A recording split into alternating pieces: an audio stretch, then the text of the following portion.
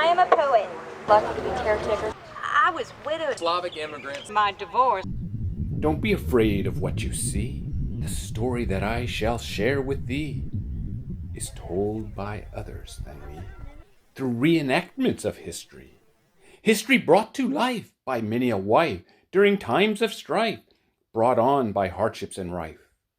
They are stories of love that came from above, pure as a dove, for the time filled with love. I am a poet, a weaver of stories, keeper of tales, lover of lyric, legend, and lore. I protected the past to enrich the present. I preserved the past to touch the future. That is the power of a poet. You see, if tales are not told and told again, they often disappear, gone for good, never to return. Many of the old stories were told entirely by word of mouth. I am Laura Aldrich Willie Hinsdale. Born in 1846, I love the written word from my earliest memories. I am here to pass down a beautiful love story, one I wrote about long, long ago. My poem recalling this love story is entitled The Live Oak Ring, part of my book entitled Legends and Lyrics of the Gulf Coast, published in 1896. It tells the legend of the ring and the oak, a mighty tree which still stands today on a beautiful beachfront parcel where the lovely Episcopal Church of the Redeemer once stood. You see, that's how I found myself in Biloxi. My husband, Robert Hinsdale, became the second rector of that church. He had been a professor and was a learned man. Upon our arrival, we were simply entranced. Biloxi's natural, almost exotic beauty was intoxicating, and her rich history mesmerizing. Poetry flowed from my pen like moss from the mighty live oak. With one work, I could not only practice versification, but also record the fascinating legends of the area. Have you heard the story of the ring and the oak? Before my book, it was just a story, but I saved it all for you. And the ring itself, it's still there, for all to see and hearts to wonder. It survived many hurricanes. Such a beautifully romantic story was made even more dear by the fragility and passage of an era, a way of life. Here's a portion of my epic poem. And for a glimpse of her sweet face, the proudest warrior sought. But one there came with plumage crest, a Natchez warrior from the west. His feet the fleetest brave outvied, swift as the mountain roe. But when he reached the maiden's side, his footsteps loitered slow. The warrior sought the chieftain's side, a Natchez ring he bore. He asked the maiden for his bride, to leave his side no more. The chieftain answered as in glee, when a ring grows on yonder tree, and circles yonder bough, then you may bear my child for me, and wed with ring and vow. Even at a young age, I knew we were lucky to be caretakers of the Biloxi Lighthouse. It's hard work, and not something you want to do for very long if you don't love it. And not something you get rich doing. You know, when I became the lighthouse keeper in the 1860s, when my husband, your father, Harry, passed away, God rest his soul, I was only making $560 a year. That's $12,500 a year in 2023. It's not a lot of money. But you know, when you love what you're doing, it doesn't always feel like love. Cleaning all that glass was a daily task. So much glass and brass to polish. I was so excited when the lard lamp was replaced by a kerosene lamp. Oh, I bet you were.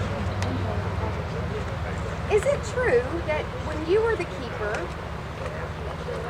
the lamp was electrified? Well, you youngins, you don't know how good you have it. Mom, you're only 15 years older than me. Your point is well taken, though.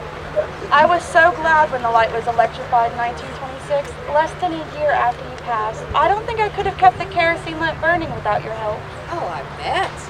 And I couldn't have been the lighthouse keeper for 53 years without your help. All this talk of work and cleaning makes the job sound so tedious, but it was exciting too. Do you remember that storm in 1916, right after the 4th of July? We were up all night after that poor pelican was blown into the lighthouse. How could I forget?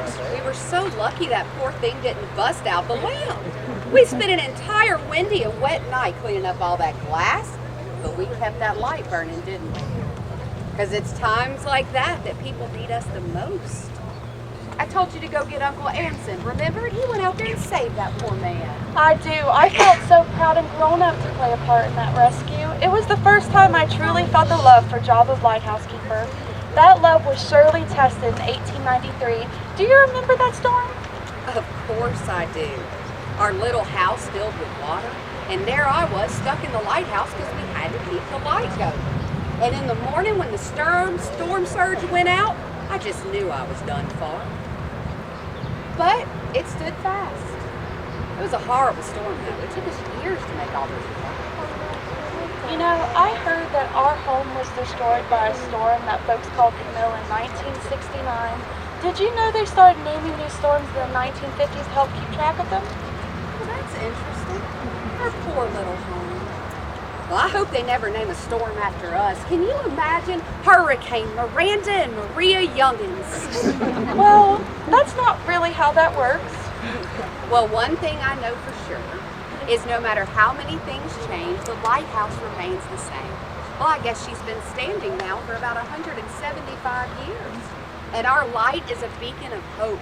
She is loved by mariners and fishermen alike because when they saw that light, they knew they were about to dock their boat and head home to loved ones.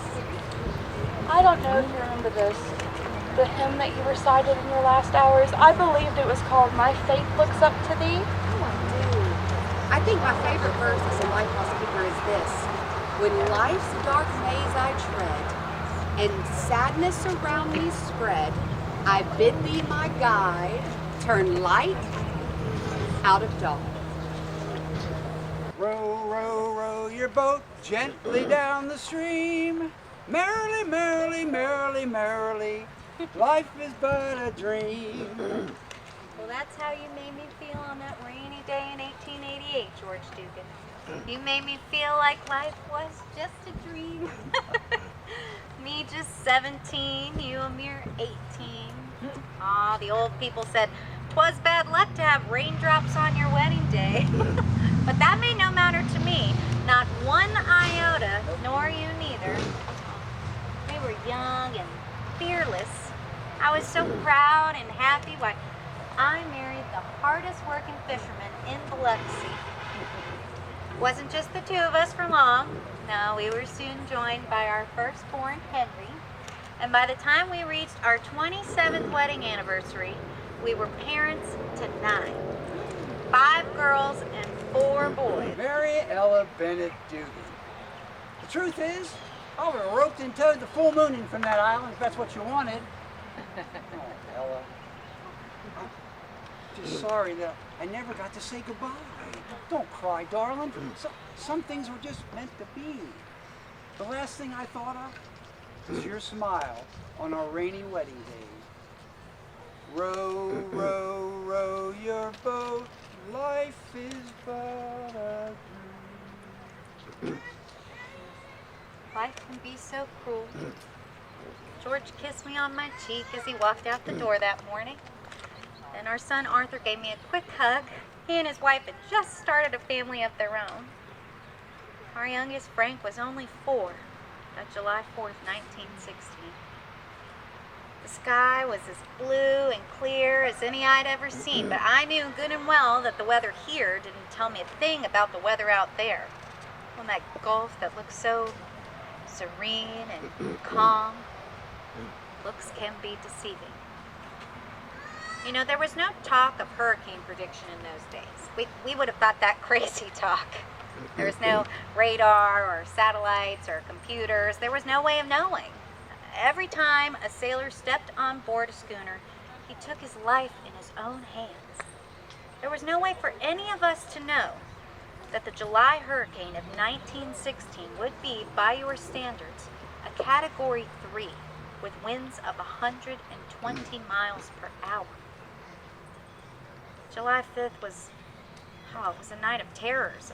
My brother-in-law, Johnny Duggan, searched aboard the Ursula C, and my brother, Boy Bennet, searched with them. Our son searched. All of Biloxi searched. The U.S. Coast Guard searched. Every island combed. For weeks, I walked to the piers, and then on August 11th, we got word that the Emma Harvey was found. The schooner was located in East Point Pass, just 1 mile out of Santa Rosa Island, Florida. My heart skipped a beat and beat right out of my chest. Hope, sweet hope, flooded my soul. but there was no crew aboard. And in fact, the Emma Harvey was found belly up. I was widowed at age 46, left alone to care for 9 children. I knew the loss of child and spouse. And yet I was so grateful for family, friends who came to our aid and helped me see the younger children all raised up to adulthood. I was grateful for the love of a good man who provided for his family every day he lived. I was grateful for work in the seafood factories, and I was grateful for my beautiful children who grew up strong.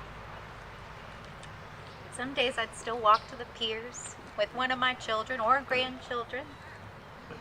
Till the end of my days, I found myself waiting. I'm waiting for ships that never come in, watching and waiting in vain. It seems that Mary Ella Bennet life's Duggan. only sea The truth is, I would have roped holds into the full moon from that island. nothing for me. Good afternoon, I'm William Tisdale. Most folks called me Doc. I was born September 1st, 1920 in Summerall, Mississippi to Jennings and Margaret Churchill Tisdale, the first of their 3 children. My father passed away before I turned 9. During the Great Depression, I did what I could to help support my family. I worked at the seafood factories before the school day began. I delivered newspapers, and in high school I shoveled oyster shells to help support and construct the foundation for the seawall along Biloxi's shoreline. I enjoyed being in Boy Scouts. I was in Troop 1. Today it's known as Troop 212. In my early years, we frequently had to move in the middle of the night because we couldn't afford the $4 monthly rent.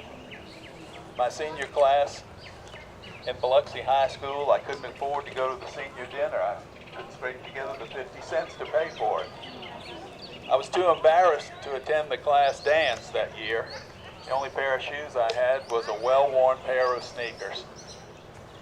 You see, it was tough back then. We were poor, but everybody we knew at that time was poor as well. When I was 17, I joined the Naval Reserves and graduated the next year from Biloxi High School, 1938. Shortly thereafter, I enlisted in the U.S. Navy. I served as a pharmacist mate. In fact, they paid you to be in the service at that time. They gave you a set of uniforms, and they fed you. I kept a fourth of my pay and sent the rest home to my mother and sisters. When I was discharged from the Navy in 1946, I was a proud Chief Petty Officer. Following my discharge, I married Florence Constance Hoffman of Bayside, New York. And we moved to New Orleans, Louisiana, where I enrolled at Tulane University, and after 3 years was accepted into Tulane's med school, where I graduated in 1952. The following year, we moved to Nashville, and I served my internship there at Mid-State Baptist Hospital. Following my internship, I opened my practice on Central Avenue in North Biloxi. Today it's known as the Iberville. Some of my patients couldn't afford to pay me, so they left bushel baskets of fresh produce on the front porch. In 1958, we moved to Biloxi, and I moved my practice to Biloxi. I often misplaced the medical bills of those patients who couldn't afford to pay me for my services, and I voluntarily offered free physicals at Notre Dame High School to the boys' football team there. In 1968, I was elected to the Mississippi House of Representatives, where I served 1 term. In 1969, following Hurricane Camille and delivering a couple of thousand babies here in Biloxi and along the coast, I may have delivered some of you.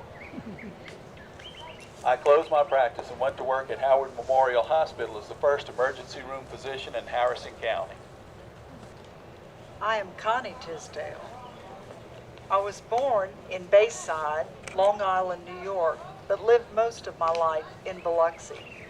My father was Eddie Hoffman, one of New York's finest, a Central Park policeman, and my mother was a registered nurse, Florence Walsh, who immigrated from Ireland, County Galway. Eventually, I would follow in her footsteps after completing 3 years of nurses training at Lenox Hill Hospital and become an RN myself. I was still in training, not yet 18, when I first met Will on a subway train in New York City during the time of the Second World War. He happened to sit near me and struck up a conversation. When I saw that red hair, those blue eyes, white teeth, I wanted to salute. He looked so handsome in his sailor's uniform. In time, he proposed. The war ended. I had completed my diploma, and Will was honorably discharged from the Navy. We were married December 19, 1945, in the chapel at the Brooklyn Naval Yard, with only a couple of witnesses hastily invited in at the last minute because an unexpected snowstorm had blown in and my family couldn't make it in for the ceremony. That's one of the things I always loved about Biloxi, was that it very rarely snows here. We moved to New Orleans for Will's schooling, and the plan was for me to be the breadwinner while he earned his medical degree. I worked nights at Ochsner's Hospital for a few months, but then the stork was circling, and our first son, William Edward, was on the way. 13 months after our wedding vows, our first son was born, whom we nicknamed Gig. With a baby in my arms, it wasn't possible for me to continue working. Those were some very lean times. If I were feeling sorry for myself, I'd splurge on a 10-cent magazine. And if I couldn't find a dime, I'd ask my husband for it. You remember what you'd say? Sure. What did you do with the dime I gave you last week? Those were the days. After Will completed his medical degree, the stork made regular deliveries. 3 more sons and 2 daughters, Paul, George, David, Connie, and Jill. We did our best to instill in our children a sense of duty, faith, and service. Tragically, in 1960, we lost our youngest son, 4-year-old David, in an accident. It was after this heartbreak that I returned to nursing when Will invited me to work in his office to help alleviate my grief. I always did love nursing and helping people. I was one of Biloxi Public Schools' original school nurses. As a member of the Episcopal Church of the Redeemer, I served on the vestry and for many years taught the preschool Sunday school class in memory of my little son, David. Will supported me in all of these things. He was my rock. Together we suffered the loss of another son, George, in 1997. We were married for 56 years, in love until the end, when I passed in 2002. Hello, Jake Mladinich here, and this is my lovely wife, June. And we spent a wonderful 58 years together right here in Biloxi, our home. We were both born and raised here and both attended Biloxi High School. I guess you could say I'm the product of the American dream. My parents, A. Jake Mladinich Sr. and Mary Peritich Mladinich, were Slavic immigrants that came to this country in the late 1800s. They came here with a dream for themselves and for a family, for food to eat, a home, and a place to live in peace. Doesn't sound like much, only it was everything. And in obtaining these basics, my father was free to pursue his talent for business and accumulated more than he ever thought possible. I guess if there's such a thing as a business gene, I certainly inherited it. You certainly did. Ethel June Stosich Mladinich here, and what my husband is modestly trying to tell you is that he was a keen and highly successful businessman. And me, I was the one always by his side through the good and the bad, the ups and the downs, and the ins and the outs of running an entertainment empire. Now, the Hot Stop restaurant was another of my father's businesses. I was a young man working in my father's restaurant, and when in walks a beautiful young secretary from Keesler Air Force Base. I noticed her visits got to be more and more often. I guess she just couldn't stay away. Jake, you know I liked the food a lot, and besides, I lived very close to the hot stop. As soon as I graduated Biloxi High in 1945, I began working at Keesler Air Force Base as a secretary in the general's office. Back in those days, they called it Keesler Field. I truly enjoyed office work. I excelled at it. That job prepared me for what was to lie ahead, all the bookkeeping and administrative work that comes with being a business owner. And in 1957, I married Jake Mladinich. We would become parents to 5 children: Mary Kathleen, Jake Jr., Andra June, April, and Tanya. Poor Jake. He found himself living in a house with 5 females. With a large family and multiple businesses, life became very busy very quickly, and we instinctively knew that we had to make the 2 of us a priority. It started out of the blue. We found ourselves on our patio one evening as the sun was setting in the sky, one of those beautiful Biloxi sunsets that remind you of orange and raspberry sherbet, dreamy and sweet. I noticed that Jake was holding my hand, and it might not sound like much, just a little thing, but this serene and beautiful moment reminded me that right then and there, I wanted to continue having moments just like that. And Jake agreed with a smile. So we decided right then to watch the sunset together each day. It was our way of prioritizing us, even if it was just a few moments every day. Let's tell them the fun pieces of owning a nightclub. Yeah, so many stories. You know, I guess one of the first that comes to mind was this time I hired this skinny, hairy kid from Pascagoula. He had just finished school at USM, and frankly, I'd hired better singers, better guitar pickers, and certainly better lookers. There's just something about how this kid sang his songs. I guess you could say from the heart. I remember watching the audience that first night at Trader John's, and they saw it too.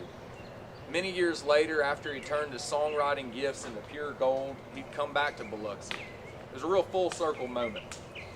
You know, he had made a brand out of his biggest hit song, and he was in town opening a Margaritaville casino in the city where it all started. And you know what that kid did? He gave me a shout out. Said that I gave him his first paid gig. He said, "Thanks, Jake. It all worked out." That really meant a lot to me. Jimmy, he was always such a sweetie. But do you remember when we were almost shut down because everyone thought that we had naked go-go dancers? In reality, the go-go dancers were wearing tan bodysuits, and we projected psychedelic art onto them. Yeah, you know, there's that time in the late 50s, a young Elvis Presley had broken down with his trio, and Prof Carpenter called me to ask if I could help him out. So we went and got Elvis, and Prof talked me into hiring him to play the Fiesta. So I called my cousin, Yankee Bahanovich, to see what he thought about him. He wound up booking him at several other places, like the Slavonian Lodge and the Keesler Officers Club. Now, at the time, my good friend Robert Mitchum was in town, and I asked him if he thought Elvis should go out to Hollywood. And he thought Elvis could stand to have a manager. So he introduced him to the man that managed him his entire career. Fate's a funny thing, isn't it? It really is. But listen, they're playing our favorite song. Teardrops are falling from your Spanish eyes. We better hurry, honey, or we're gonna miss the sunset.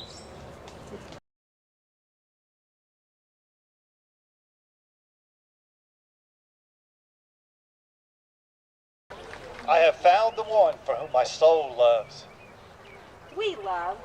I believe it goes, I found him whom my soul loveth.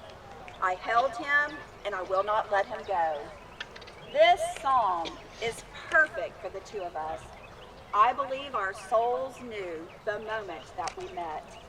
I am Tamelia Fauché Fountain, and this good man is my husband, Willie Fountain. Willie was born in the north of Biloxi, Back Bay home of his parents, Antoine and Williamine Fountain, in 1882. A more joyful, fun-loving family did not exist. The Fountains were hard-working, God-loving people, and they loved to pass a good time too. Many were blessed with the gift of music and dance.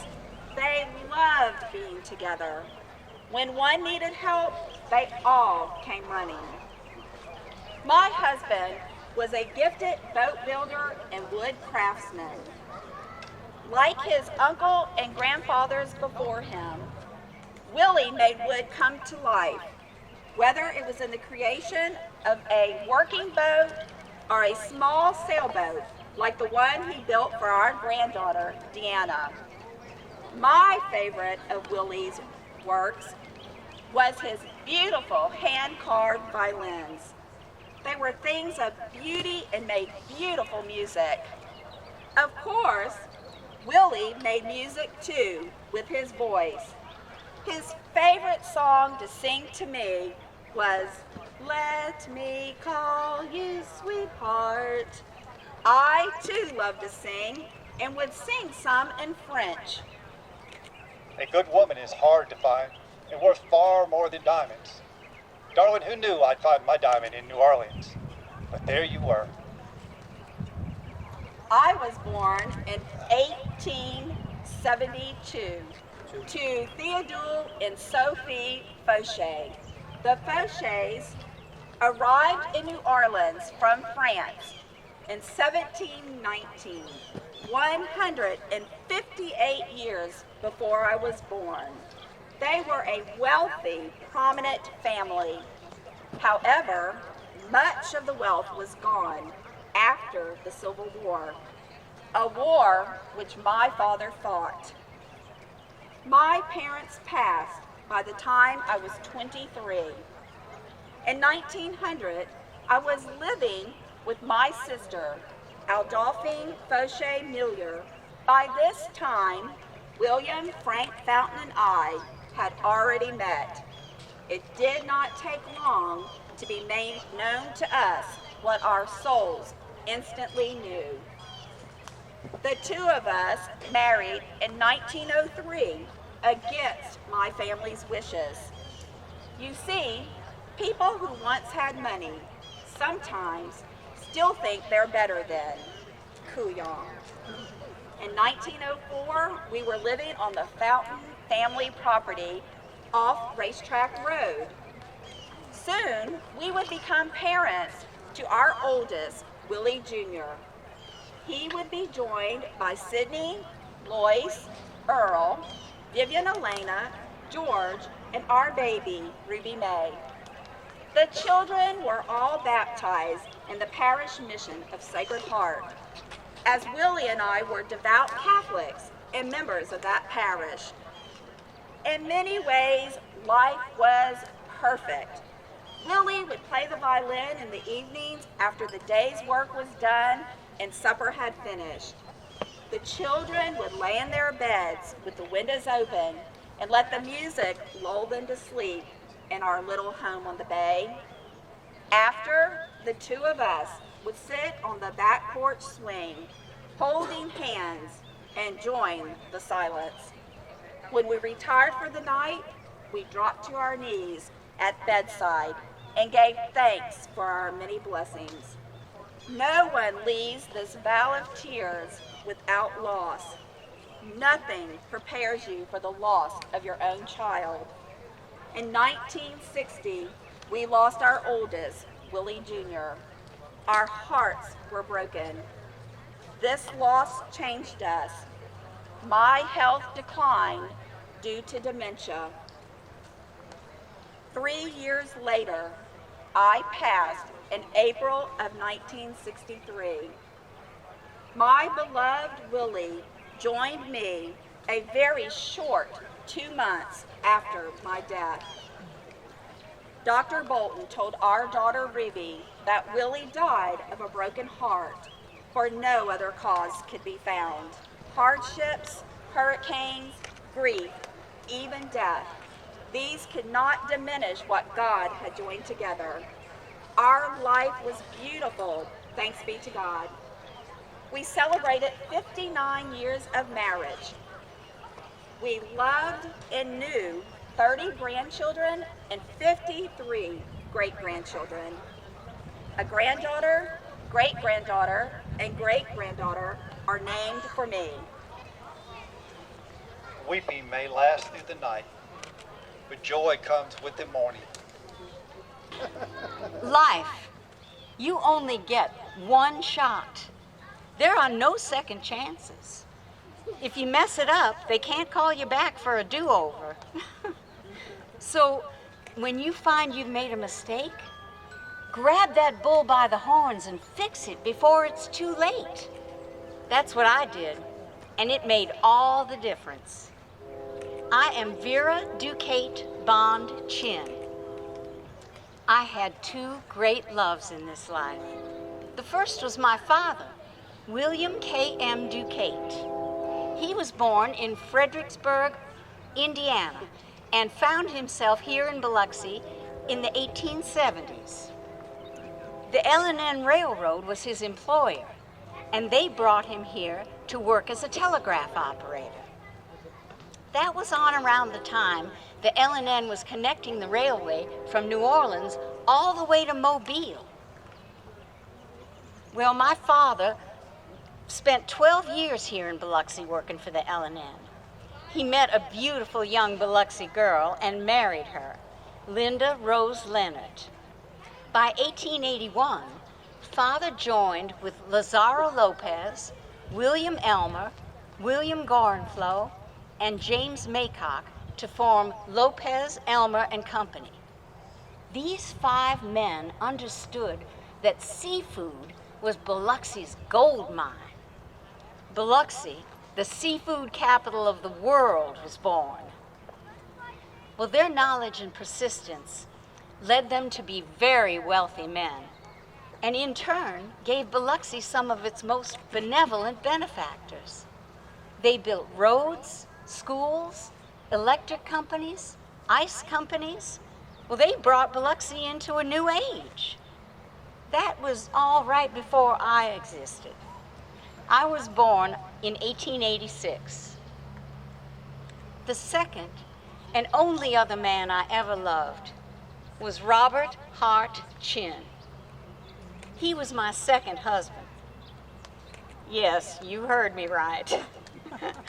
I'm afraid my divorce from my first husband, Brantley Bond, shocked a good number of people in those days. I married Brantley in 1904. I had been attending the Sophie Newcomb College and left there just one class shy of graduation. And why did I do that? Well, to come home and get married at the ripe age of 18 years old. Brantley worked for the L&N also, which is how my father knew him. My parents gave us the big wedding in their very large home downtown. The guests crammed into the house. It felt like all of Biloxi was there. Even the weather cooperated. There was only one thing missing. Love. That's right. I wasn't in love with Brantley. Well, he was a very suitable match. From a good family and with a great job in a bank. Lots of potential. Only I was too young to realize that this was not love. I was thrilled to be a bride, not so much to be a wife. By the time I realized something was missing, we had a daughter, Vera Leola Bond. A couple of years after, her sister, Wilhelmina Linda, came along. I basically took the children and moved back home with my parents. By the time I filed for divorce, Brantley and I had not lived together for a good long time. By his own account, Brantley was heartbroken and humiliated. The girls missed their father. I suffered public ridicule and my reputation was damaged. My family was embarrassed. But I found the one my heart longed for, and there was nothing that was going to stop me. Hart had never been married. Well, he was so handsome. I can't understand why some girl didn't get to him before me. We had been classmates together in elementary school when we were just children. We got married 5 months after my divorce was final, on Armistice Day, November 11th, 1918. Hart was an officer stationed at Camp Sherman, Ohio. I traveled from Biloxi up to Camp Sherman for our wedding. We had no idea that the war would end that very day. We spent the next 53 years making each other blissfully happy. We lived every single day to its fullest. I was so very proud of him. He owned the first car dealership in Biloxi and began selling automobiles before anyone ever had them. And I was just informed the name of that car dealership was Reagan Ford, because he was in partnership with Reagan at that time. Well, he also served as Biloxi's mayor for 2 separate terms of office, and he won by a landslide both times. He did lose an election in between the 2 terms, and that election made headlines because Hart refused to concede. I still believe that election was stolen. And yes, it's true. They had to escort him out of City Hall with the National Guard. He was a passionate man, and I loved that about him. We were quite a pair. My advice to you, when you find your happiness, go after it.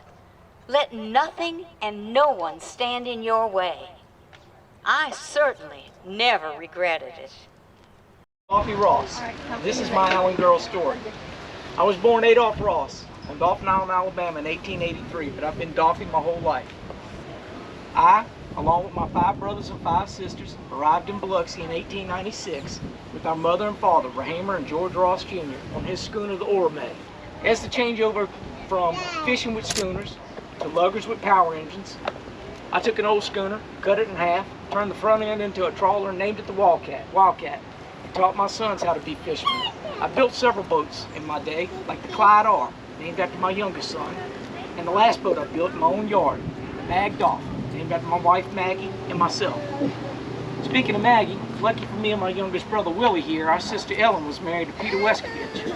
He too was a fisherman, but he grew up in Alabama Port across from Dauphin Island. His sister Rosa was Maggie's mother, and she was married to George Allen. Our 2 families knew each other well before we moved to Biloxi in '96. In the summers, while growing up, Maggie used to take the train from Alabama to Biloxi to visit Peter and Ellen. It was through those visits, although she was a bit younger than me, that I got to know her before the Allens moved to Biloxi in 1906. We were married a year later in December 1907, when Maggie was 16. Like my mother and father, we too had 14 children, Maggie and I. We lost 2, but raised 12, and had 4 of our 5 sons, being Bill, Ely, JB, and Clyde, decided to choose being a fisherman as their lifelong vocation. Now, fishing and oystering is hard work, and to do it you have to have a strong woman at home to raise your kids when you're going on the water so much. Being home alone with 12 kids, let's just say Maggie had a lot of switches laying around. Our sons were blessed to have women like their mother Maggie to raise their kids, just like she raised ours. None of us could have done what we did without them. Maggie was savvy in the ways of business with a knack for buying and renting properties for people to live in, many of whom were stationed right here at Keystone. Thanks to her, in the late 40s, I was able to leave the water and the boat building behind, stay at home to help her with her properties. Not that she ever really needed my help. Retirement didn't last long for me, as I died April 14th, 1952, which was our son Buster's 11th wedding anniversary, the day my mama would have been 98. 100 years to the day from when my father George arrived at the port of New Orleans from Europe on the Arcadia in 1852 as a little boy. And lastly and sadly, the day in 2013 when our son Ely passed, 61 years to the day after me. 5 family members, 5 different family events, spanning 160 years, all on April 14th. Kind of spooky, huh? Hello everyone, I am Maggie Allen Ross. I was born on September 23rd, 1891 in Alabama Port, Alabama. Like Doffie said, on the weekends, my family and I would travel on the train to Biloxi to visit my aunt and uncle, Peter and Mary Ellen Weskovich. And often on those visits, I would watch the children for them. Ellen had a brother named Doffie, and boy, was he a dreamboat. It wasn't long before we started dating, and then we were married on December the 4th, 1907. I used to joke that before we were married, Peter and Ellen were my aunt and uncle, but after we were married, they also became my brother and sister-in-law. My best friend is here with us today, and she will be speaking to you a little bit later, Annie. Annie is also my sister. Annie and I knew each other for almost 80 years. We had the most wonderful childhood.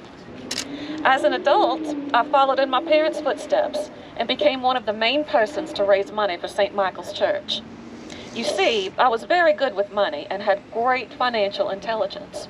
I may have just been a housewife, but I was also a self-taught financial expert. I could buy and sell property at maximum profit, and I was an excellent negotiator. I also loved going to church every Sunday, never missed. Read my Bible every day. I loved going to the picture shows. Oh, that was one of my favorite things to do. Loved going out on the water with my boys on their boats. That's what kept me young my whole life. You see, when I died, I had 55 grandchildren. Ooh, wow. 108 great-grandchildren. And 19 great-great-grandchildren. A lot of love in there. I died on August 13th. I was born on the 23rd. August 13th, 1983. I loved life. I lived it to the fullest, feeling like a teenager for most of it. Hi, everybody. I'm Willie Ross, and in case you were wondering why Doffie and I married sisters, well, it's pretty simple. I hung around Doffie an awful lot, and Annie hung around Maggie an awful lot, and when they started dating, so did we.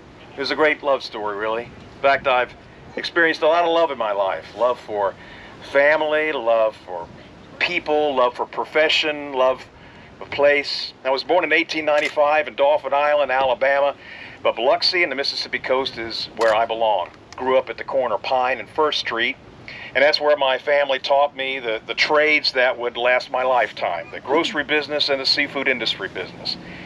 When we moved to Seymour, and then later to Porter and Howard Avenue, and during that time I became, if I must say so myself, one of the best trawl makers on the coast. It was a skill that literally tied my family together. My brothers helped me with those trawls, and so did my wife, Annie. She worked harder than I did. She would stretch and sew those nets with me. We would start on the outside and work our way until we met in the middle. That's what I call an illustration of a good marriage, a wonderful, loving partnership. Well, I loved making those trawls. I loved carpentry, but I also loved the environment, and that's one of the reasons why I became an inspector with the Conservation Control Agency, and I was proud of that because I believe that a strong and healthy habitat is good for business. So I felt like I could protect and help protect the environment along with the jobs that came through it. I loved my life. I loved my family. I loved my job, and I loved the Mississippi coast. I believe that love is a great motivator to do great things. And I know that Annie would agree. Yes, I do. I'm Annie Elizabeth Allen Ross, and I was born in February 29th, 1904 in Alabama. I passed away October 1987. 83 years. 83 years of a wonderful life. So many happy memories, and there were some sad ones too. But looking back over my life, I was truly blessed. Well, Mom and Daddy moved us here when I was just a little girl. How I love Biloxi. We did have so much fun growing up here, didn't we? Well, we were a large Catholic family, and I was the baby of 7 children. We lived right across the street from St. Michael's Catholic Church. You know, some of my fondest memories was walking to Sunday Mass as a family. And then I met and married this man. December 19th, 1919. Now, if you're good at math, you might have figured out that I was only 15 years old when we got married. Now, don't be too quick to judge me, because in those days, it wasn't unusual for a girl to get married that young. Right, sis? Right. Well, Willie and I, we had 7 children together. Sadly, our twin boys died in infancy, and those were some sad days for our family. I was so proud of Willie. Oh, he worked so hard, and he was so good at everything he did. And he was a wonderful husband and a loving father. And yes, we did. We worked side by side, stretching and pulling and sewing these nets. And together, we built a successful trawl shop and grocery while raising our 5 children. Now me, well, I love to cook. I loved cooking for my family. I loved cooking for our friends. In fact, if I have to say so myself, I got pretty good at it. People would come from all around just to try to get a seat at my dinner table, especially if I was serving my gumbo. They'd say, "Why, Annie, we can't find better cooking anywhere in any restaurant." Oh gosh, that used to tickle me so much. Those were the days. Well, my Willie, he passed away in 1952 after 33 years of a happy marriage. He was still so young, and I thought we'd have more time together. You know, I was a widow for 34 years. I truly lost the love of my life. Well, I sold our family business and our family home, and I moved to Indiana. But that was to be with one of my sons and his family. And you know what? He owned a grocery store too. So I got to work alongside him for many years. Looking back, I was truly blessed. You know, my children loved on me and they took care of me until my death in 1987. It was a wonderful life. The following 2 clips are not historical portrayals, but are recent family storytelling of love. The first story is similar to a scene from a movie in which a family honored a loved one by decorating the grave. Welcome. I am Terry Jiminez Radovich, sister of Daryl Jiminez, and this is my family's final resting place. I'm sure many of you have been here over the years, and you've seen our grave decorated as Halloween and probably wondered, why in the world would these people do such a thing? Well, my brother Daryl loved Halloween, and we do this in memory of him. My entire family enjoyed Halloween, so at a young age, Daryl started making homemade decorations for his parents' home. When his son Jared turned 2, Daryl decided to decorate his own home. On Halloween, he would put on a mask and sneak up on trick-or-treaters, young and old, he didn't care, to scare them. When Jared was 10, he decided to build a haunted house in their garage.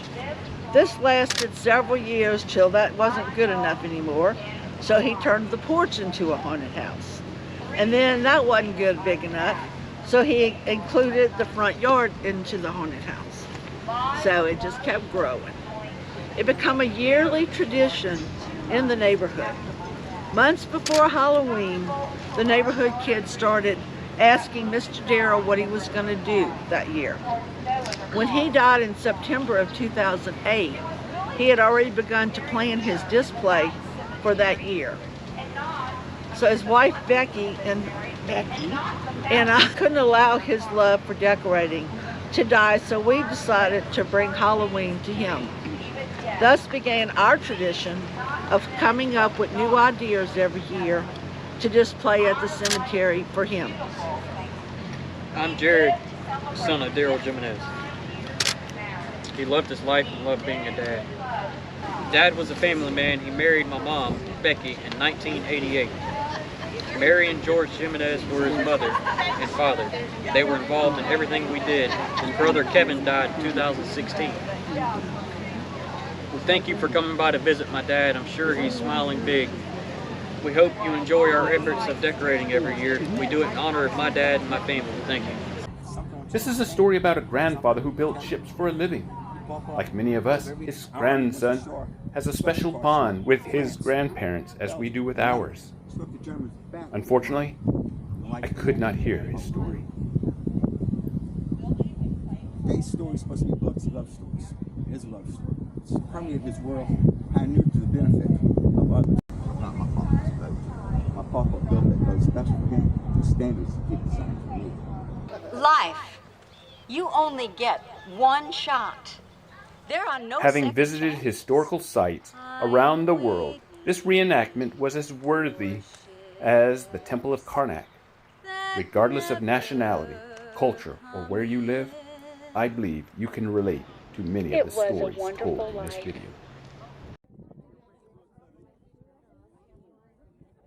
This year's theme of Biloxi love stories truly showcased why we need reminders of history.